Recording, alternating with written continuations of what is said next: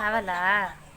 దా తీసుకో తీసుకో తీసుకో తీసుకో తీసుకో తీసుకో తీసుకో.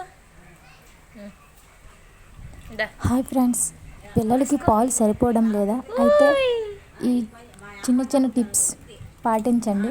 మొదటిగా ఏం ఫుడ్ తీసుకోవాలంటే వెల్లుల్లిపాయలు ఉంటాయి కదా, అవి కొంచెం తొక్కలుగా ఒలిచి కొంచెం మనము తినడానికి అది కొంచెం ఒగరుగా ఉంటుంది, కానీ అవి వేపుకొని ఫ్రై చేసుకుంటే మనకి వెల్లుల్లిపాయ వల్ల పాలు ఎక్కువగా పడుతూ ఎక్కువగా వస్తూ ఉంటాయి. నెక్స్ట్ తర్వాత పాలు చాలకపోయినప్పుడు ఏం చేయాలంటే ఉగ్గురి, సిల్లక్ అవన్నీ పడుతుంటాయి కదా, అవి మంచివని.